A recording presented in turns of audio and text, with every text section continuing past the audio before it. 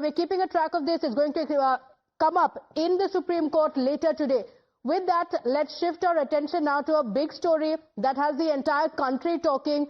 There's legal genocide of men currently underway in India. That was the message that was posted by a 34-year-old Bengaluru techie before taking his life. Atul Subhash had tagged Elon Musk and the US President-elect Donald Trump in the post.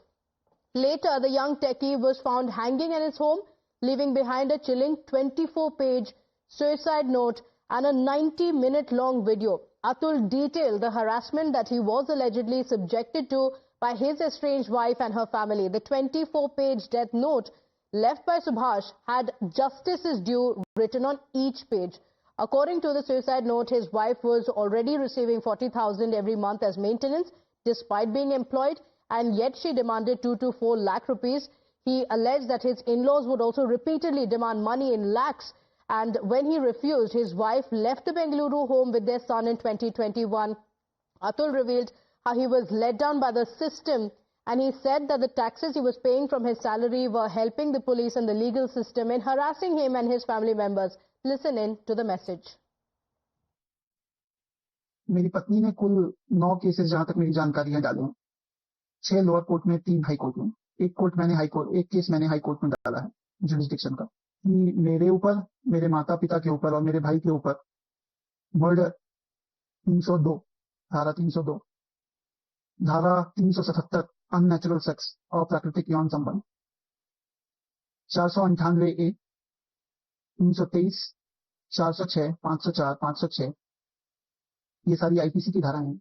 और dowry provision act के अंतर्गत धारा 3/4 के अंदर मैं अपने माँ बाप भाई से अलग से उनसे बात करूंगा लिखकर। हो सके तो माफ करना, जिस उम्र में मुझे अपने मम्मी पापा का सहारा बनना था, उस उम्र में उन्हें हमेशा के लिए दुख देके जा रहा हूं। ऐसा मेरा अस्थि विसर्जन तब तक नहीं होना चाहिए जब तक मेरे हरासर्स को पनिशमेंट नहीं मिलता है, तो मेरा अस्थि विसर्जन ना हो। अगर इतने सारी चीजें, एविडेंस और सब कुछ होने के बाद भी अगर कोर्ट, ये जज और मेरे बाकी के हरासर्स को पनिशमेंट नहीं देती है और बरी कर देती है, तो मेरा जो अस्थि है वहीं कोर्ट के बाहर किसी गटर में बहा देना चाहिए।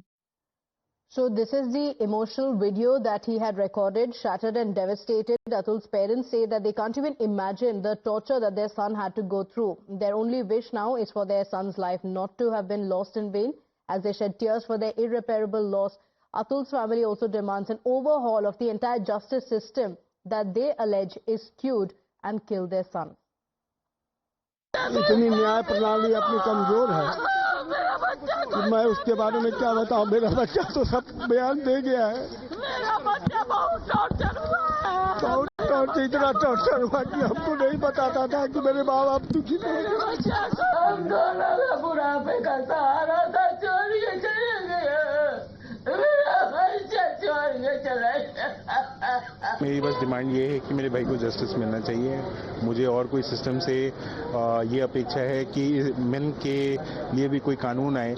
जो मेरे भाई के साथ हुआ वैसे बहुत सारे लोगों के साथ इस देश में हो रहा है, उस चीज़ को गवर्नमेंट ऑफ इंडिया समझे। अभी तक एक्शंस जो हैं वो नहीं हुए हैं पुलिस के द्वारा। अब आगे फर्दर कैसे प्रोसीड करना है वो हम लीगल एडवाइस लेके आगे बढ़ेंगे, आगे प्रोसीड करेंगे। An FIR has now been filed against Atul's estranged wife, his mother-in-law, his brother-in-law and his wife's uncle for charges including abetment to suicide.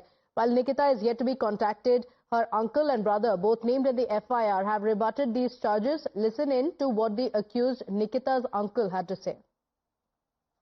वे दुख तो इतना है कि जिसका कोई कल्पना नहीं है कि उसने हम लोगों को, केस तो चल ही रहा है कोर्ट में, उसके बावजूद हम लोगों को दोषी बना के चला गया, जबकि हम न वहाँ हैं न हमारा कोई उसमें वो है। हम तो जौनपुर में हैं, फिर भी उसने हमारे ऊपर 10 इतने ब्लेम लगाए हैं। तो ब्लेम का हमारे लड़की के पास है सारा।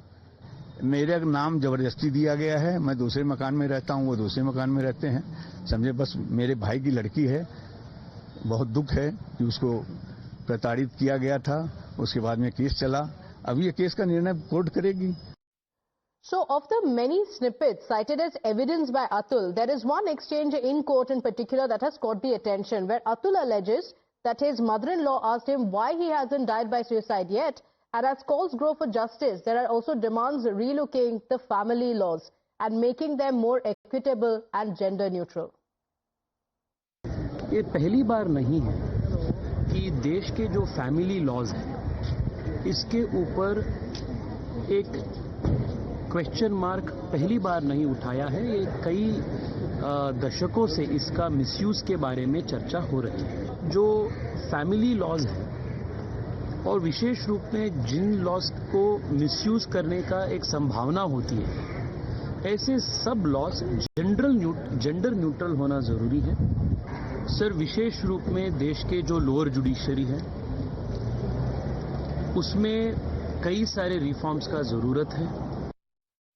बहुत अफसोस की बात है, ऐसे हादसा होना ही नहीं चाहिए कहीं देश में। अगर आम जनता को ये उम्मीद बचा नहीं है कि कहीं भी जाओ हर दरवाजे को थपथपाओ और उसमें उनकी नाइंसाफी हो रही है, तो ये बहुत खतरनाक बात है एक समाज के लिए। It's very regrettable. और इम्प्लीमेंटिंग एजेंसीज और सख्त कार्रवाई इस पे करना, कोर्ट में का भी करना है और पुलिस का भी करना चाहिए। ऑफ कोर्स जुडिशरी पे सवाल उठा है तो सवाल का जवाब देनी चाहिए। Suo motu cognizance court should be. I think बहुत ही ज़्यादा सारा देश जो है वो शौक में भी और शोक में भी है, क्योंकि एक बहुत ही नौजवान और उनका जो वीडियो है वो दिल दहला देने वाला है।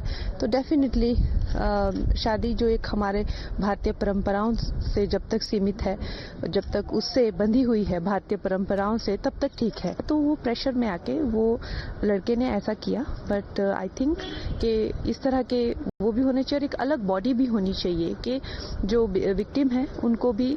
बट हैविंग सेड दैट, एक गलत महिला का हम उदाहरण लेकर जितनी महिलाओं को हर दिन प्रताड़ित किया जा रहा है, हम उसे नहीं झुठला सकते और ये नहीं कह सकते। और हमेशा 99% जो है मैरिजेस में पुरुषों का ही दोष होता है, इसीलिए ऐसी गलतियां भी हो जाती है।